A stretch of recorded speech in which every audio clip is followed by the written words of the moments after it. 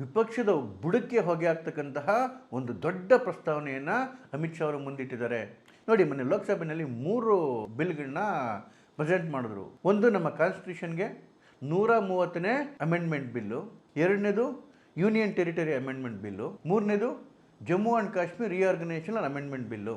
ಈ ಪ್ರಮುಖ ಬಿಲ್ ಏನು ಹೇಳುತ್ತೆ ಅಂತ ಹೇಳಿದ್ರೆ, ಅದು ಪ್ರಧಾನಮಂತ್ರಿ ಇರ್ಬೋದು, ಮುಖ್ಯಮಂತ್ರಿ ಇರ್ಬೋದು, ಅಥವಾ ಮಂತ್ರಿಗಳು ಯಾರೇ ಇರ್ಬೋದು, 5 ವರ್ಷಕ್ಕಿಂತ ಮೇಲ್ಪಟ್ಟು ಶಿಕ್ಷೆಯಾಗಬಹುದಾದಂತಹ ಕೇಸ್ಗಳಲ್ಲಿ ಅವ್ರ ಮೇಲೆ ಮೊಕದ್ದಮೆ ಹೂಡಿದಾಗ 30 ದಿವಸಕ್ಕಿಂತ ಹೆಚ್ಚು ಅವರು ಬಂಧನಕ್ಕೊಳಗಾದರೆ 31st ಡೇ 31ನೇ ದಿವಸ ಆಟೋಮೆಟಿಕ್ ಆಗಿ ಅವರ ಅಧಿಕಾರ ಹೋಗುತ್ತೆ.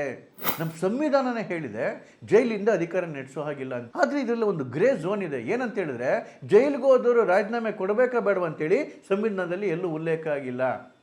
ಯಾಕೆ ಉಲ್ಲೇಖ ಆಗಿಲ್ಲ ಅಂತ ಹೇಳಿದ್ರೆ, ಸಂವಿಧಾನ ಬರೀತಕ್ಕಂತಹ ಪುಣ್ಯಾತ್ಮರಿಗೆ ಇವತ್ತಿನ ರಾಜಕಾರಣಿಗಳು ಈ ಮಟ್ಟಕ್ಕೆ ಇಳಿತಾರೆ ಅಂತೇಳಿ ಗೊತ್ತಿರಲಿಲ್ಲ.